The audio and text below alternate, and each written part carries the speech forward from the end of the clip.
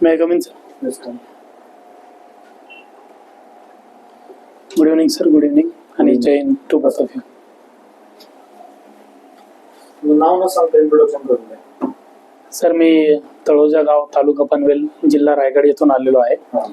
आणि माझं 10वी पर्यंत शिक्षण हे नवी मुंबई हायस्कूल वाशी येथे झालेलं असून 11वी 12वी सायन्स मधून आणि ग्रॅज्युएशन BSc केमिस्ट्री हे कर्मवीर भाऊराव पाटील कॉलेज वाशी नवी मुंबई येथून झालेलं आहे. आणि मला तबला वादनाची पण आवड आहे. मी संगीत विशारद सुद्धा केलेला आहे. ओके. तुम्ही सांगितलं तुम्ही पनवेल तालुक्यामधून येता. हो सर. जिल्हा रायगड. हो सर. पनवेल ठाण्यामध्ये आहे का रायगडमध्ये? पनवेल सर रायगड जिल्ह्यामध्ये आहे. पनवेल तालुका. पनवेल तालुका. हो. आणि पनवेल. ओके, ठीक. तुम्ही ठाणे जिल्ह्यामध्ये तुमचा काही उल्लेख आहे? ठाणे जिल्ह्यामध्ये काही उल्लेख नाहीये सर. पूर्वी ठाणे जिल्ह्यात म्हणजे नवी मुंबईमध्ये राहत होतो. ऍक्च्युली पनवेल हे जे आहे हे नवी मुंबईमध्ये येतं. नवी मुंबईच्या अखत्यारीत येतं. आणि पोलीस पण तिथले तालुका शहर दोन्ही पोलीस स्टेशन हे नवी मुंबई पोलीस अंतर्गत येतात. परंतु ऍज अ तालुका म्हणून तो रायगड जिल्ह्यामध्ये येतो. हो सर. सध्या तुम्ही IB मध्ये आहात? हो सर. IB चं सध्या हेड कोण आहे? IB चे हेड सध्या श्री तपन टेका सर IPS आहेत. आणि रॉचं कोण आहे सध्या? रॉचे श्री पराग जैन सर आहेत. रॉचा क्रमांक कोण? Research and analysis wing. जसं IB सेंट्रलचं आहे तसं स्टेटचं एखादं डिपार्टमेंट आहे? स्टेटचं सर स्टेट SID म्हणून महाराष्ट्र पोलिसांचं डिपार्टमेंट आहे. ते सुद्धा सिमिलर कार्य त्यांचं चालतं. गुप्त वार्ता संकलन म्हणा किंवा गुन्हेगारी इत्यादी क्षेत्रात काम करण्यासाठी. SIDचं हेडक्वार्टर कुठे काय माहिती तुम्हाला? SIDचं हेडक्वार्टर पुणे येथे आहे सर. कोण आहे सध्या हेड SIDचं? माफ करा सर, म्हणजे मला असं वाटतं की महाराष्ट्राचे DGच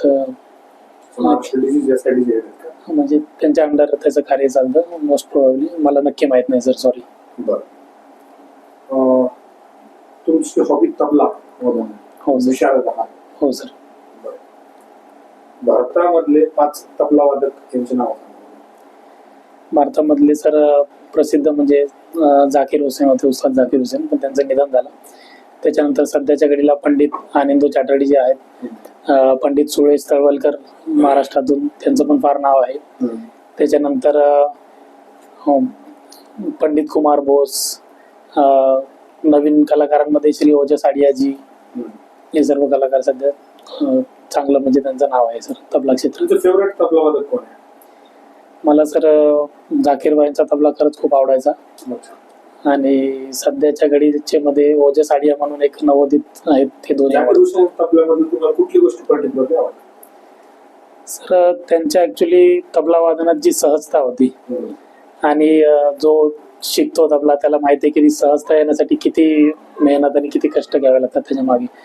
आणि म्हणजे अक्षरशः जे आपण म्हणतो की एक मॅजिकल त्यांचं असं ते वादन असायचं. कुठेही असं त्यांना कधीच असा अवघडपणा किंवा कष्ट घेत आहेत असं वाटायचं नाही.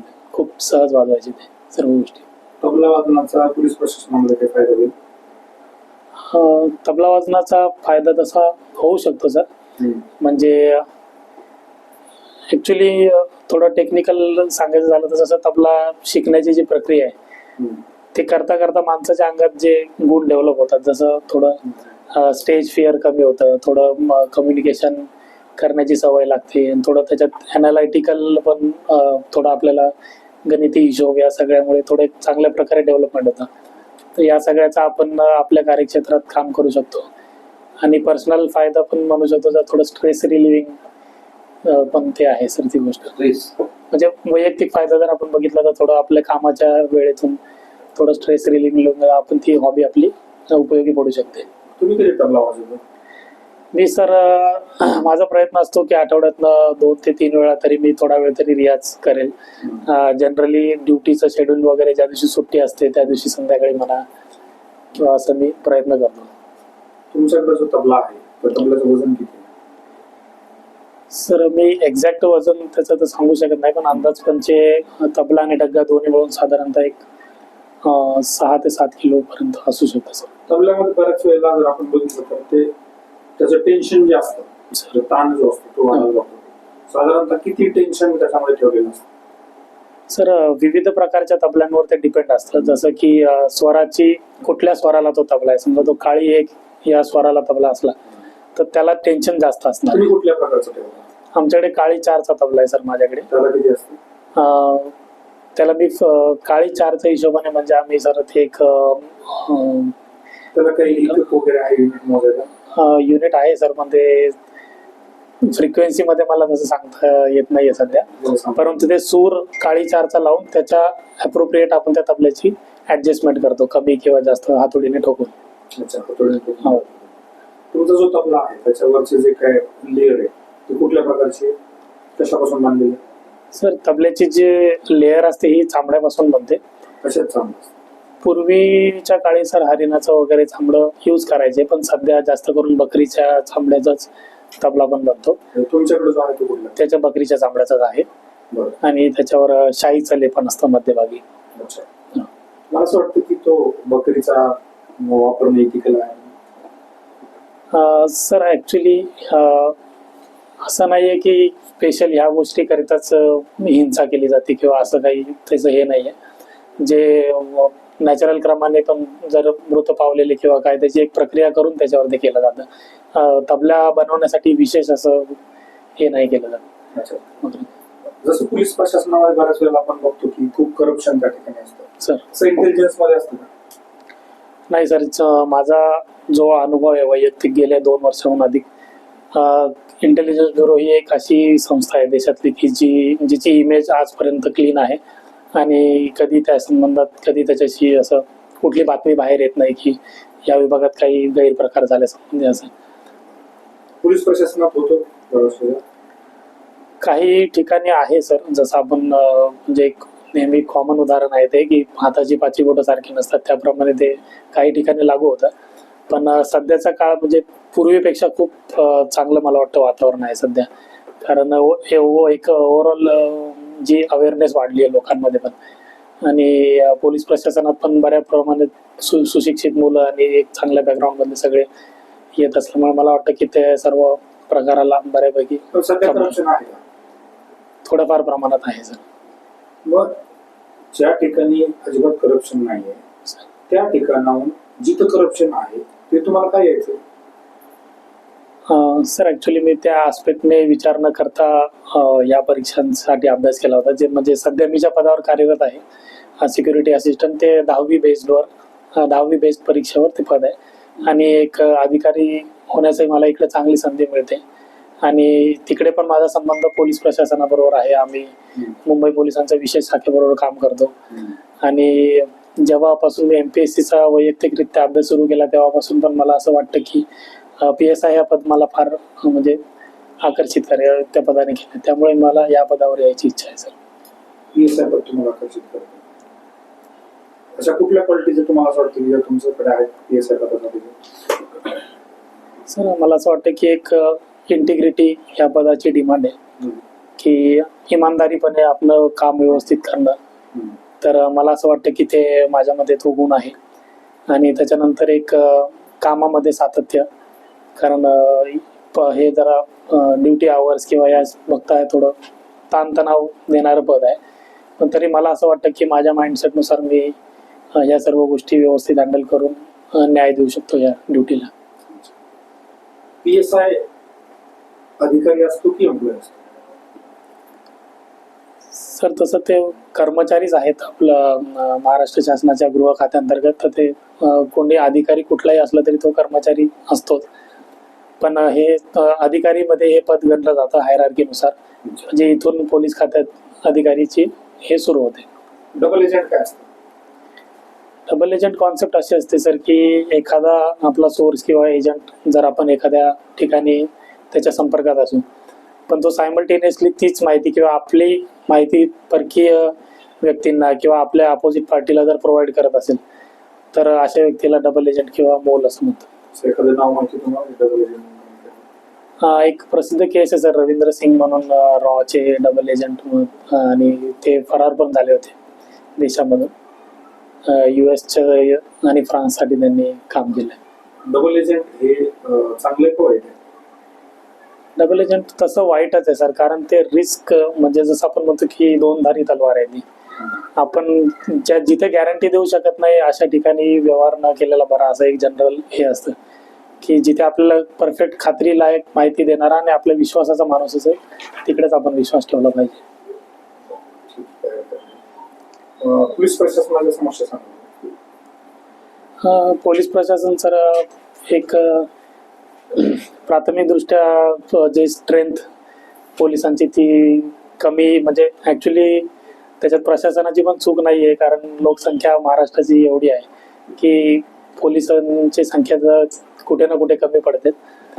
परंतु मला वाटतं की त्यात बऱ्यापैकी सुधार होतोय आता, जे गेल्या काही वर्षांमध्ये रेग्युलर पोलीस भरती या सर्व करून शासनाकडून बऱ्यापैकी त्याच्यावर उपाययोजना केली जाते. आणि दुसरं मला असं वाटतं सर की सध्या सायबर गुन्हे जे घडत आहेत आपल्या देशामध्ये आणि खास करून डिजिटल अरेस्ट वगैरे सारख्या ज्या केसेस आहेत, तर तिथे पोलिसांना किंवा सर्वच यंत्रणांना तपास करणं थोडंसं ते अवघड जातं, कारण त्याच्या मुळाशी जाऊन सर्व करण्यात थोडं अडचणी येत आहेत. कॉग्निजेबल आणि नॉन कॉग्निजेबल ऑफेन्समध्ये काय फरक? सर कॉग्निजेबल ऑफेन्स म्हणजे ज्या गुन्ह्यांना 2 वर्षाहून अधिक शिक्षा आहे भारतीय न्यायसंहितेप्रमाणे, तर त्यांना कॉग्निजेबल ऑफेन्स असे म्हणतात. आणि ज्यांना 2 वर्षापेक्षा कमी शिक्षा आहे त्यांना नॉन कॉग्निजेबल म्हणतात. आणि कॉग्निजेबल ऑफेन्समध्ये जर FIR दाखल केली जाते. नॉन कॉग्निजेबलसाठी NCचं प्रावधान आहे सर. अच्छा, NCचं काय नाव आहे? आता मला सर एवढं आठवत नाहीये, नॉन कॉग्निजेबलची रिलेटेडच आहे तसं. काही वर्षांपूर्वी भारताने जे IPC CRPC होते ते चेंज केले सर. आणि त्याच्यासाठी काही नवीन गोष्टी घडल्या. काय आणलं सर? भारतीय न्यायसंहिता IPCच्या जागी आलेला आहे आणि CRPCच्या जागी BNSS ज्याला आपण म्हणतो, भारतीय नागरिक सुरक्षा संहिता याचं प्रावधान केलं. आणि इंडियन सिव्हिल ऍक्टला सुद्धा मला असं वाटतं त्याला काही बदल होईल. सर बदल होईल नक्कीच. का बदल होईल? कारण जे सर पूर्वीचे जे कायदे होते ते आपल्याला जसं माहिती आहे की इंग्रज काळापासून ते कायदे प्रचलित होते, त्याच्यातल्या बऱ्याचशा शिक्षा किंवा बरेचसे गुन्हे हे आउटडेटेड स्वरूपाचे होते. आणि नवीन आजच्या युगाप्रमाणे जसे सायबरशी रिलेटेड गुन्हे वगैरे आहेत किंवा ही FIR दाखल करून घेणं वगैरे इत्यादी याचा त्याच्यात समावेश केलेला आहे. आणि शिक्षांमध्ये पण जे पूर्वीच्या तरतुदी होत्या त्या काही फार क्षुल्लक त्याच्यामध्ये दंडाची रक्कम वगैरे अशा स्वरूपाच्या होत्या, तर त्यामध्ये सुद्धा बदल करण्यात आलेला आहे. सर नक्षलिझम म्हणजे ही एक अशी चळवळ असते की त्यांचा माइंडसेट हा असतो की सशस्त्र क्रांतीद्वारे जे सध्या अस्तित्वात असलेलं सरकार आहे ते सरकार उलथवून त्या जागी एक कम्युनिस्ट विचारांचं असं सरकार तिथे स्थापन केलं पाहिजे. आणि म्हणजे असं सशस्त्र क्रांतीचा वापर करून म्हणजे तलवारीच्या बळावरच किंवा बंदुकीच्या टोकावरच सत्ता हस्तगत केली तरच न्याय मिळू शकतो सर्वसामान्यांना, असं त्यांचं थिंकिंग असतं आणि त्या दृष्टीने त्यांचा संघर्ष चालू असतो. Power flows through the barrel of the gun. Yes sir. कोणी म्हटलं? हे माओ झेडॉंग यांचं वाक्य. काय ती फिलॉसॉफी? तीच नक्षलिझमच्या मागची मूळ फिलॉसॉफी तीच आहे सर, ज्याला कम्युनिस्ट माओइस्ट आपण ज्याला विचारसरणी म्हणतो. काय फरक आहे दोघांमध्ये नक्षलिझम? माओइझम सर ही एक संकल्पना आहे. नक्षलिझम मला वाटतं तिचं मूर्त स्वरूप आहे, म्हणजे ऍक्शनेबल जे आपण त्याला हे म्हणतो की. माओइझम कुठे आहे? माओइझम चायनामधून त्याचा उदय झाला होता, पण चायनामध्ये आता तसं माओइझम आहे असं म्हणता नाही येणार. भारतामध्ये आहे. भारतामध्ये नक्सलिझमच्या स्वरूपात जे सुरू झाले तसं आपली डेमोक्रॅटिक कंट्री आहे. माओइझम आपल्याकडे पण नाहीये. नक्षलिझम आहे आपल्याकडे? नक्षलिझम आहे सर अजून. डेमोक्रॅटिक कंट्री नक्षलिझम आहे. म्हणजे तसा प्रयत्न करणारे तत्व आहेत आपल्या इथे. ऍक्च्युअल नक्षलिझम काय असतं? अर्बन नक्सलिझम सर असं म्हटलं जातं की जे काही सुशिक्षित किंवा शहरी बॅकग्राऊंड मधले लोक आहेत आणि जे नक्षली विचारधारेशी त्यांना सहानुभूती आहे आणि त्याला ते मदत करतात, त्याच्यासाठी ते आर्थिक रसद पुरवणे किंवा ज्या प्रकारे त्यांना मदत करता येईल त्याप्रमाणे त्यांना मदत करणे, याला अर्बन नक्सलिझम म्हणतात सर. नक्षलिझमच्या विरोधात महाराष्ट्र शासनाने घेतलेले काही पाऊल माहिती तुम्हाला विचारले? महाराष्ट्र शासनाची सर ऍक्च्युअल काम करणारी जसं गडचिरोली पोलीस वगैरे यांचं खूप चांगलं काम नक्षलिझम विरोधात चालू आहे. आपलं जे C60 कमांडोजचं युनिट आहे त्यांना पण बऱ्यापैकी या सर्व गोष्टींमध्ये यश मिळत आहे. आणि त्यांच्या पुनर्वसनासाठी सुद्धा महाराष्ट्र शासनाकडून म्हणजे अभय त्यांना दिलं जातं. जर ज्या नक्षली ऍक्टिव्ह असतील आणि ते सरेंडर करत असतील तर त्यांना सुद्धा महाराष्ट्र शासन महाराष्ट्रामध्ये कुठे नक्षलवाद आहे? महाराष्ट्रात गडचिरोली जिल्ह्यात नक्षलवाद आहे सर. काय वाटतं मग गडचिरोलीमध्ये का नक्षलवाद आहे? नक्षलवादाचा उगम जिथून झाला सर, नक्षलबारीमधून छत्तीसगड त्या साईडला तेलंगणा हा जो नक्षलवाद छत्तीसगडमध्ये, नाही, नक्षलबारी छत्तीसगड ओडिशामध्ये आहे. ओडिशामध्ये का वेस्ट बेंगॉल? वेस्ट बेंगॉलमध्ये, माफ करा सर. वेस्ट बेंगॉल पासून जवळ आहे का गडचिरोली? गडचिरोली जवळ नाहीये, पण ते सर जो तो पर्टिक्युलर भाग आहे जंगलाचा त्याला दंडकारण्य म्हणून ओळखलं जातं सगळं. आणि तिथे जी सुरू झालं नक्षलिझम ते तिथूनच सुरू झालं, म्हणून त्या एरियात ते जास्त करून जसं गुरिला वॉरफेअर त्यांना त्या टेक्निकने त्यांचं काम चालतं, तर तो एरिया त्यांच्यासाठी सुटेबल आहे. तसं महाराष्ट्रातला गडचिरोलीचा जो जंगली भाग आहे तिथे त्यांना ऑपरेट करणं हे सोपं जातं, त्यामुळे तिथे त्यांचा जास्त प्रभाव आहे. तसं बघितलं तर ठाणे जिल्हा बघितला, पालघर वगैरे तिथे खूप जंगली भाग आहे, तिथे का नाही नक्षलिझम? तर तिथलं थोडं मला असं वाटतं की मूळ प्रवाहाशी ते लोक जोडले गेलेले आहेत. म्हणजे जे त्याचं जे जॉग्राफिकल लोकेशन आहे ते ह्या दंडकारण्यांपासून फार दूर आहे आणि मुंबई ठाणे सारखे मेजर सिटीजच्या जवळ आहे. थोडं शिक्षणाचा प्रसार पण तिकडे बऱ्यापैकी आहे. तुम्ही तबला वाजवता सर, छंद आहे तुमचा? छंद आहे सर. कधी करिअर करावं असं वाटलं? सर, मी ॲक्च्युली जेव्हा शिकण्यास सुरुवात केली होती तेव्हा एक आवड म्हणूनच केलं होतं आणि त्याच्यामध्ये मला रस निर्माण होत गेला, म्हणून मी अखिल भारतीय गांधर्व महाविद्यालयाच्या परीक्षा वगैरे दिल्या. माझ्याकडे तसं पाहायला गेलं तर त्यांच्या शिक्षकांची सनद सुद्धा आहे, पण माझा मूळ ओढा हा स्पर्धा परीक्षा आणि शासकीय नोकरी यांच्याकडे असल्यामुळे मी करिअर म्हणून नाही बघितलं. तुम्ही सांगितलं की तुम्ही विशारद आहात, सर, म्हणजे काय? संगीत विशारद सर ही एक पदवी अखिल भारतीय गांधर्व महाविद्यालयातर्फे दिली जाते आणि तिला नॅशनल लेवलवर म्हणजे आपलं कला संचालनालय वगैरे आहे त्यांच्याकडून पण तिला ग्रॅज्युएशन इक्विव्हॅलंट असं हे आहे, BA इन म्युझिकच्या इक्विव्हॅलंट त्याला दर्जा आहे सर. त्याला विशारद म्हणतात. हा, त्याला संगीत विशारद म्हणतात. आणि जर अजून म्हणजे ती BA इक्विव्हॅलंट आहे म्हणजे पदवी आणि आहे. पदवी आहे ती, तिला पदवी का म्हणतात? कारण ती सर कुठल्याही म्हणजे असं युनिव्हर्सिटीकडून दिली जात नाही. ती युनिव्हर्सिटीकडून दिली जात नाही म्हणून नाही. तिला पदवी म्हणत नाही. मात्र ती पदवीच आहे. पदवी इक्विव्हॅलंट आहे. तुम्हाला एकताल माहिती? एकताल माहिती सर. म्हणून दाखवा. एकताल सर 12 मात्रांचा ताल आहे.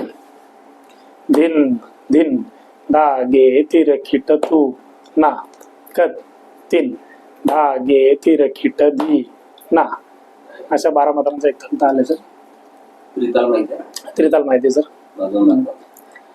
त्रिताल सर, त्रितालमध्ये तुम्हाला पाहिजे तर मी एक बंदिश थोडं सादर करून दाखवू शकतो. जसं आता द्रुत त्रिताल 16 मात्रांचा ताल आहे, तर त्याचे बोल असे असतात की धा दिन दिन धा धा दिन दिन धा धा अद्रक दिन धा अद्रक दिन दिन कत धा अद्रक धा की तिट्ट की दिन इकडे तिट्ट धा की तिट्ट धा कत धा कत दिरदर तकड धा कत दिरदर तकड धा कत दिरदर तकड धा दिन धा धा दिन दिन धा, अशा प्रकारे त्याच्यात वेगवेगळ्या रचनांचं सादरीकरण केलं जातं. मात्रा मात्रा 16 आहेत सर. हो, आणि पहिल्या मात्रेवर त्याची सम आहे.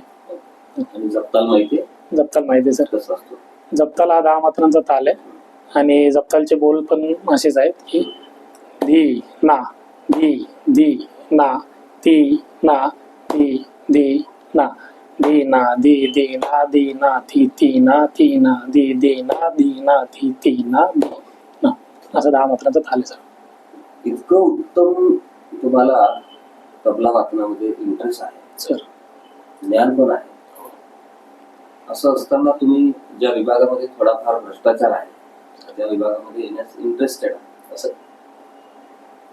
सर, मला वाटतं की ती जी गोष्ट आहे संगीत आणि एक प्रोफेशनल करिअर जे आपलं हे वेगळं आहे असं मी पहिल्यापासून माझ्या गृहीत मी ठेवलेलं आहे.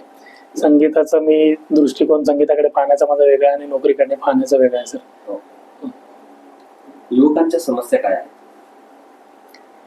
युवकांची समस्या सर सध्या आपल्या देशात आपण पाहतो की बेरोजगारी हे युवकांपुढचं खूप मोठं सध्या संकट आहे. कारण आपल्या देशात युवकांची संख्या पाहता तितक्या अपॉर्च्युनिटीज त्यांना उपलब्ध होत नाहीत आणि जास्त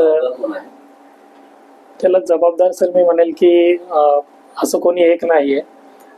काही प्रमाणात आपले जे एज्युकेशन म्हणजे सिस्टीम अशी एज्युकेशन सिस्टीम आहे, बदलली काही प्रमाणात आपलं शासकीय धोरणं सुद्धा आहेत आणि एकंदरीत मुलांचा जो ओढा पर्टिक्युलर पाहतो आपण की सरकारी नोकरी एक स्टेबल इकडे जाण्याकडे असल्यामुळे थोडं जास्त ते पण अनएम्प्लॉयमेंटचं प्रमाण जास्त आहे. अलीकडे महिलांना समाजामध्ये सुरक्षित वाटत नाही, याची कारण काय? सर सगळ्याच महिलांना ग्रामीण भागात, शहरी भागात, विद्यापीठामध्ये, कामाच्या ठिकाणी दिवसभरामध्ये महिलांना असं फार सुरक्षित आहोत असं वाटत नाही, याची कारण काय? सर तसं महिलांना सुरक्षित वाटत नाही हे स्टेटमेंट एकदम थेट करणं मला नाही वाटत की योग्य आहे. कारण बऱ्यापैकी आपण पाहतो की खास करून महाराष्ट्र सारखं राज्य आहे, तर तिथे जर आपण लोकल आपल्या आजूबाजूच्या परिसरात जरी पाहिलं तरी बऱ्यापैकी शिक्षणाचा प्रसार सगळीकडे झालेला आहे आणि त्या हिशोबाने थोडं स्वातंत्र्य पण मुलींना आहे करिअर करण्याच्या दृष्टीने वगैरे. हा हे एक गोष्ट आहे की बऱ्याच ठिकाणी काही एक मुंबई पुण्यासारखे मुख्य शहरं सोडली तर बाकी ठिकाणी आजही 7च्या आत घरात हे कॉन्सेप्ट थोडंसं लोकांच्या डोक्यात आहे की बाबा स्त्रीने संध्याकाळचं किंवा बाहेर जाऊ नये, काय करू नये हे ते. कारण समाजामध्ये काही तसं असामाजिक तत्व आहेत ते मी मान्य करतो. असामाजिक तत्व म्हणजे की जे काही स्त्रियांच्याकडे त्यांचा दृष्टिकोन आहे पाहण्याचा किंवा जे आपण डिमीन करतो त्यांना, तर असं वाटतं की बाबा ही दुय्यम आहेत, यांना काही शिकवण्याची गरज नाही वगैरे, म्हणजे अशा दृष्टीने मी सांगतो. तुमचं डेली शेड्यूल काय असतं?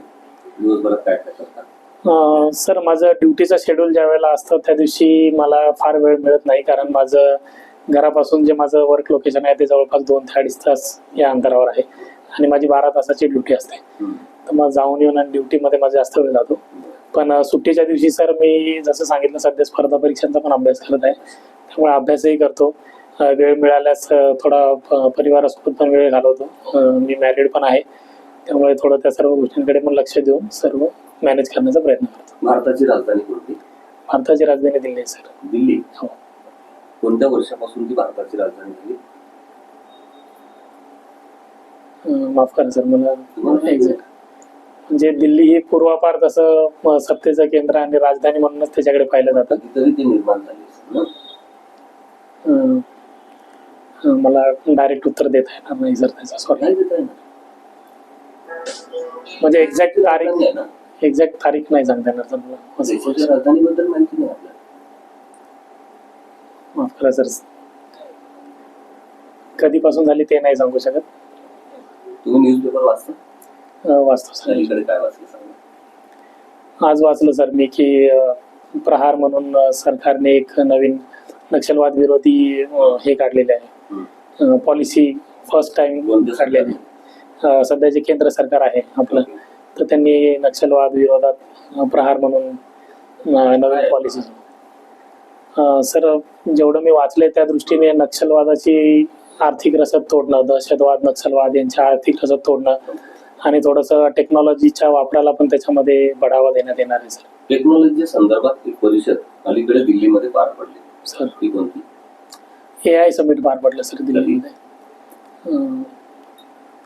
त्याचा कालावधी सांगा मला. आजच्या तारखेपासून ऍक्च्युली सर ते 2 ते 3 दिवसापूर्वी पार पडले, पण मला एक्झॅक्ट तुम्हाला माहिती नाही सांगू शकत जगभरातली बरीचशी मंडळी दिल्लीमध्ये आली सर. एआयचं जे वर्क आहे ते फार इनोव्हेटिव्ह आहे. सध्या प्रशासनामध्ये सुद्धा अलीकडे एआयचा वापर होतो सर. पोलीस दलामध्ये सुद्धा होतो सर. तो कसा होतो सांगा? सर पोलीस दलाशी रिलेटेड प्रत्यक्ष AI ऍक्च्युअल कसं इम्प्लिमेंट केलं जातं त्याबद्दल मला माहिती नाही. Sorry sir. ती परिषद जागतिक परिषद होती.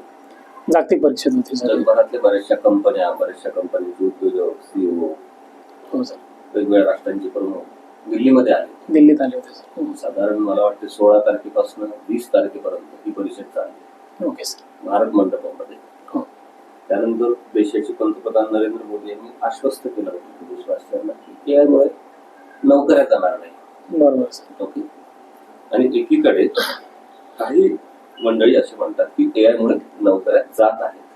तुम्हाला काय वाटतं? सर मला वाटतं की टेक्नॉलॉजी जसजशी डेव्हलप होत जाते त्या हिशोबाने आपल्याला पण अपडेट होणं गरजेचं आहे. Correct. जसं फार पूर्वी काळी काही कॉम्प्युटर नव्हते, मोबाईल नव्हते, त्यांची जेव्हा क्रांती आली त्यावेळेला पण असंच वाटलं होतं की कॉम्प्युटर ह्या सर्व माणसाच्या नोकऱ्या घेऊन जाईल.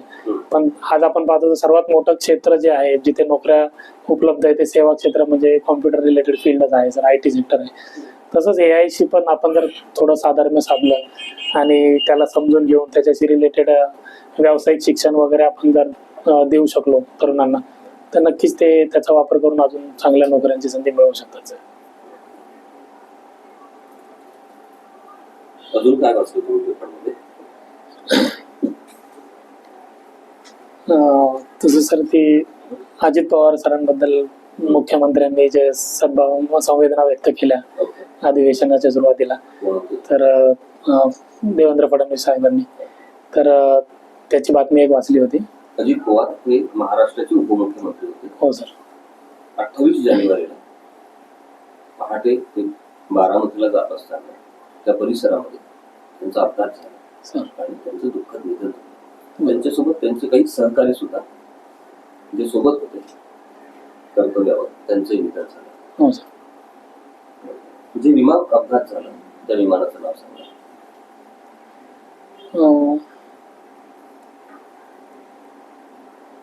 त्या विमानाच्या कंपनीचं नाव ऍक्च्युली हे होतं सर, मला आता एक्झॅक्ट VR हा एक्झॅक्ट आता आठवत नाही सर, बरंच प्रचलित आहे. डिपार्टमेंट मध्ये काम करताय, तो सेंट्रल मिनिस्ट्री मध्ये तुम्ही काम करता. हो सर. Home ministry. तुमच्या विभागाचं नाव सांगू शकता? सर सध्या मी गृह खाता, वार्ता विभाग. हो IB इंटेलिजन्स. तर या ठिकाणी काम करताना देशभरातल्या वेगवेगळ्या घडामोडी सुद्धा आपल्याला माहीत असायला पाहिजे. बरोबर सर. आणि केंद्र सरकारची एक महत्वाची जबाबदारी आपल्यावर आहे सर. आणि ते काम एका चांगल्या डिपार्टमेंट मध्ये तुम्ही करत असताना तुमचं कर्तव्य व्यवस्थित तुम्ही बजावत नाही असंही दिसतंय. असं का? ज्या घटना किंवा ज्या घटनेबद्दल खरं तर तुमच्या विभागातल्या मंडळींना बऱ्यापैकी माहिती असायला हवं किंवा त्या घटनेकडे तुम्ही चौकशीच्या नजरेतून पाहायला पाहिजे, त्याकडे तुम्ही पाहत नाही किंवा तशा पद्धतीचं इन्फॉर्मेशन तुमच्याकडे दिसत नाही. सर त्याचं थोडं मी असं सांगू शकतो की सध्या माझ्याकडे मी ज्या विभागात काम करतो ब्युरो ऑफ इमिग्रेशन, तर आमचा जास्तीत जास्त भर हा जो आहे किंवा जास्तीत जास्त वेळ कामाचा इमिग्रेशनशी रिलेटेड कामांमध्ये आणि याच्यामध्ये जास्त जातो. नक्कीच सर्व देशभरात घडणाऱ्या घटनांची अपडेट राहायला आम्हाला म्हणजे सूचना पण नेहमीच असतात. ओके. पण कदाचित काही दिवसांपासून थोडं या सर्व स्पर्धा परीक्षेच्या तयारी आणि या सर्वांमुळे पण थोडं माझं दुर्लक्ष होत असेल तर मी त्यात सुधारणा करेन. म्हणजे तुमचा अभ्यास व्हावा म्हणून तुम्ही तुमच्या कर्तव्याकडे सुद्धा वेळ प्रसंगी दुर्लक्ष करता. उद्या तुम्हाला काहीतरी एन्जॉय करायचं आहे म्हणून मग तुम्ही PSI म्हणून काम करताना सुद्धा ड्युटीकडे समजा तुम्हाला एखादी माहिती मिळाली की एखाद्या ठिकाणी रोड ऍक्सिडेंट झाला आणि त्या ठिकाणी तुम्हाला तुमच्या अंमलदारांना घेऊन पोहोचायचं असतं, मात्र तुमचा छंद काहीतरी आहे किंवा तुमचं पर्सनल वर्क आहे, तर त्यावेळेस मग तुम्ही म्हणाल की त्यांना पडून राहू त्या रस्त्यावर, आपण जाऊ थोड्या वेळाने. नाही सर, असं मुळीच नाही होणार. मी तुमच्या सगळ्या कार्यावर तसं आता सांगितलं मला. बरोबर. परंतु सर मला माझा स्वतःवर सुद्धा वैयक्तिक कॉन्फिडन्स आहे आणि जसं मी आधी सांगितलं की कर्तव्यावर असताना त्या कामाशी रिलेटेड जी माझी ड्युटी आहे ती मी 100% इमानदारीने काम करणार. तुमचे सिनियर ऑफिसर कोण आहे? आमचे सिनियर ऑफिसर सध्या श्री सिद्दकी सर म्हणून जे AFRRO म्हणतात, assistant foreign regional registration office, आमच्या बॅचचे सिनियर आहेत ते, तिथे बॅचेसमध्ये काम चालतं सर. आणि ज्या मुख्य FRRO मॅडम आहेत आमच्या त्या नियती दवे IPS ह्या आहेत. तुम्ही रायगड जिल्ह्यातून येता सर. त्याचं ऐतिहासिक महत्व सांगा. ऐतिहासिक दृष्ट्या सर रायगड जिल्हा म्हणजे छत्रपती शिवाजी महाराजांच्या स्वराज्याची राजधानी म्हणून तिला पाहिलं जातं आणि शिवरायांचा जो राज्याभिषेक झाला होता तो सुद्धा रायगडावर झाला होता. तर तशा दृष्टीने त्याला महत्व आहे. रायगड किल्ला म्हणा, मुरुड जंजिरा म्हणा, याच्यासारखे ऐतिहासिक किल्ले तिकडे आहेत आणि अनेक क्रांतिकारी सुद्धा रायगड जिल्ह्यामध्ये म्हणजे सहभाग होता. छत्रपती शिवरायांच्या अंगी असलेले 5 असे गुण सांगा ज्याचा उपयोग आपल्याला प्रशासनामध्ये काम करताना लोकाभिमुख प्रशासन चालवण्यासाठी होतो. कुठलेही 5 गुण सांगा. छत्रपती शिवाजीरावांकडे हजारो गुण होते. बरोबर. त्यातले 5 गुण मला सांगा ज्याचा उपयोग आता आपल्याला प्रशासनामध्ये करता येईल. बरोबर सर, सर्वात आधी म्हणजे शिवरायांची दूरदृष्टी, की ज्या हिशोबाने त्यांना श्रेय दिलं जातं आज आपलं नेव्ही आरमार उभारण्याचं वगैरे, तर तसं प्रशासनामध्ये पण एक दूरदृष्टी ठेवून लॉंग टर्म एखाद्या गोष्टीचा परिणाम काय होईल, किंवा आपण आज एखाद्या चांगल्या गोष्टीची सुरुवात केली तर पुढे जाऊन तिचं काय फळ मिळेल या दृष्टीने आपण काम करू शकतो. त्याच्यानंतर त्यांच्याकडे सर एक जिद्दी स्वभाव होता त्यांचा, की एखादा आपण जर कुठल्या गोष्टीचा संकल्प केलाय तर ते पूर्ण करण्याच्या दृष्टीने मग प्रसंगी स्वतःच्या त्यांनी जीवाची सुद्धा पर्वा न करता कार्य केलं.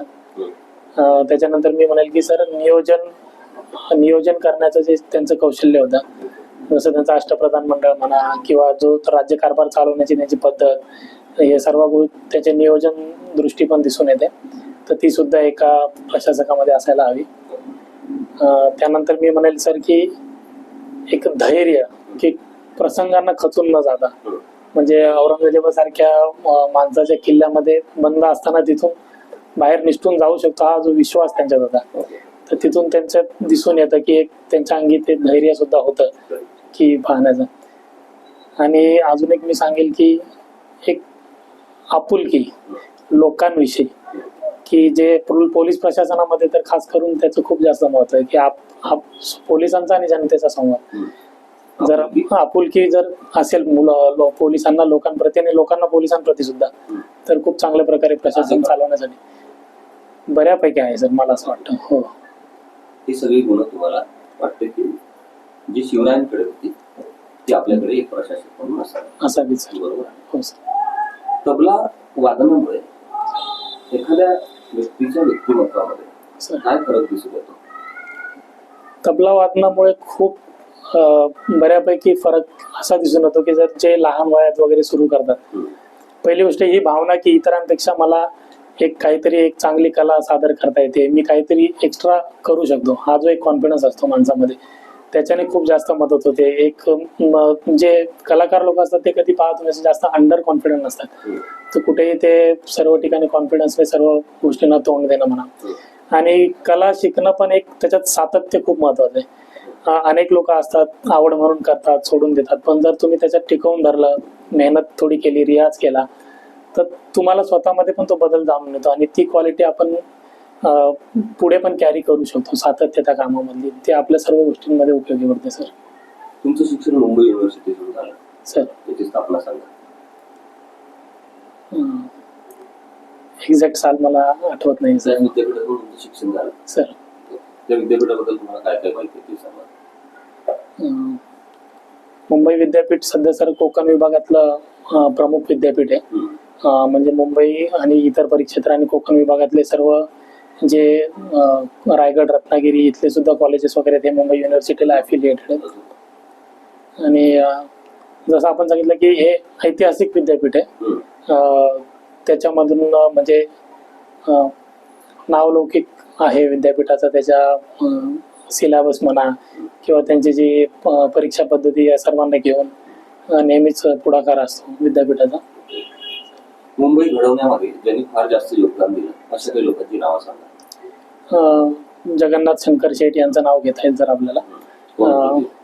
ते एक तसं पाहायला गेलं तर एक व्यापारी होते, परंतु त्यांचा समाजकार्यामध्ये खूप जास्त त्यांना रस होता.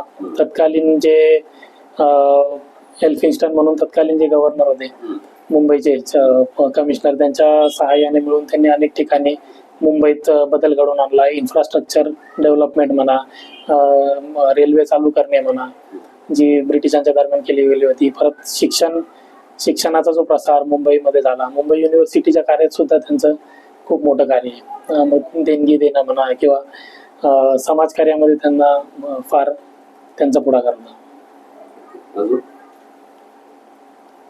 ते व्यापारी होते तानाशंकर शेठ, म्हणजे त्यांचा मूळ व्यवसाय त्यांचा होता, परंतु त्यांचे वडील हिऱ्यांचे व्यापारी होते सर. ओके. हिरे त्यांचे वडील, पण नंतरून त्यांनी अनेक विविध कंपन्यांमध्ये वगैरे म्हणजे बऱ्यापैकी त्यांनी म्हणजे त्यांच्या व्यवसायाचं विविधीकरण होतं. मला एक्झॅक्टली आता सांगता येणार नाही. त्यांना मुंबईचा अनभिषिक्त सम्राट असं का म्हणतात? कारण मुंबईच्या स्थापनेत आणि आज जी मुंबई आपल्याला दिसते सर, तर त्या मुंबईच्या स्थापनेत त्यांचा खूप मोठा वाटा आहे सर्वच गोष्टींच्या बाबतीत, इन्फ्रास्ट्रक्चर, शैक्षणिक म्हणा, सर्व गोष्टींच्या बाबतीत. तुम्हाला पोलीस जर आज संधी दिल्यास तुम्ही नवीन काय करणार ते सांगा. सर्वप्रथम PSI म्हणून तुमची निवड केली सर. आणि महाराष्ट्र पोलीस दलामध्ये तुम्हाला पाठवलं. सर तुम्ही नवीन असं काय करणार जे आतापर्यंत PSI ने केलंच नाही? कुठल्याच PSI ने महाराष्ट्रामध्ये केलं नाही असं तुम्हाला संधी मिळाली आहे. तुम्ही काय करणार?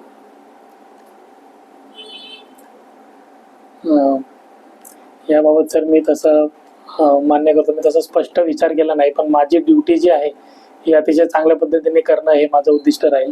प्रशासनातले सुरुवातीचे काही वर्ष आपण व्यवस्थित कार्य, कामकाज जे आहे शिकून व्यवस्थित काम करायचं नाही, कामकाज शिकून घ्यायचं बरं. आणि त्याच्यानंतर मग ज्या हिशोबाने जशी गरजेने आपल्याला त्याच्यात बदल करता येतील, पॉझिटिव्ह चेंजेस करता येतील, त्या दृष्टीने माझा भर राहील सर. PSI झाल्यानंतर तुम्हाला प्रशिक्षण कुठे दिलं जातं महाराष्ट्र शासनाकडून? नाशिक येथील महाराष्ट्र पोलीस अकॅडमी येथे दिलं जातं सर. Maharashtra police academy. हो सर. त्याचं पूर्वीचं नाव काय होतं? माफ करा सर, ते माझ्या लक्षात नाही. तुम्हाला PSI म्हणून जॉब मध्ये इंटरेस्ट आहे? हो सर. मात्र माहिती नाही आहे. ते म्हणजे वाचण्यात होतं सर माझ्या, पण सध्या माझ्या ते विस्मरणात गेलं. म्हणजे तुम्ही ते एखाद्या व्यक्तीला मेसेज करत आहे, सर तो रिप्लाय देत नाही, तुम्ही परत मेसेज करताय, बरोबर. तो रिप्लाय देत नाही, तरी तुम्ही मेसेज करताय. असं केल्यास त्यांनी पोलीस स्टेशनला कंप्लेंट केल्यास कोणत्या कायद्यानुसार कारवाई होते? सर BNS मध्ये तसं कलम आहे सर. म्हणजे पूर्वीच्या IPC मध्ये पण तसं कलम होतं की मोबाईलद्वारे, पण ते महिलांशी संदर्भात होतं असं मला वाटतं, की एखाद्या महिलेला त्या उद्देशाने आपण फोन करणं, मेसेज करणं, त्रास देणं. महिलेला नाही, एखादा कुठलाही व्यक्ती असू द्या. मी महिला उल्लेख केला नाही सर. मी महिला हा उल्लेख केलेला नाही. कुठलाही. ते याला आपण ओळखीचा असू द्या, अनोळखी असू द्या, बरोबर एखाद्या नंबरवर तुम्ही व्हॉट्सअपवर मेसेज पाठवता, बरोबर त्याच्याकडून काही रिप्लाय येत नाही, बरोबर वारंवार तुम्ही पाठवता, बरोबर. त्यांनी पोलीस स्टेशनकडे तक्रार केल्यास कोणत्या कायद्यानुसार तुमच्यावर कारवाई केली? हा काय ऍक्च्युली गुन्हा सायबर गुन्ह्यामध्ये जाऊ शकतो सर, कारण याला स्पॅमिंग जे आपण म्हणतो की जबरदस्ती मेसेज पाठवत राहणं, किंवा एखाद्या गोष्टीचं जबरदस्ती त्यांना पाठपुरावा करणं, स्पॅमिंग किंवा ईमेल बॉम्बिंग म्हणतात त्याला, पण तसंच आपण मेसेजच्या स्वरूपात त्याला करू शकतो. त्याच्यामध्ये नेमकं सायबर ऍक्ट मध्ये काय प्रावधान आहे ते मला सांगता येणार नाही, पण सायबर सुरक्षा कायदा 2005 आहे सर. 2005 अपडेट झाला का? त्याबद्दल जास्त वाचन नाही सर माझं, माफ करा. जास्त वाचन. तुमच्या मोबाईल मध्ये एक कोपऱ्यामध्ये LT नावाचा शब्द दिसत असेल, बरोबर. त्याचा अर्थ काय होतो?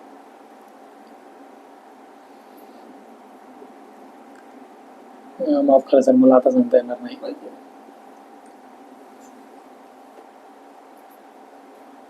चालेल, येऊ शकता. धन्यवाद सर. आपला दिवस शुभ जावो सर. जय हिंद दोघांना.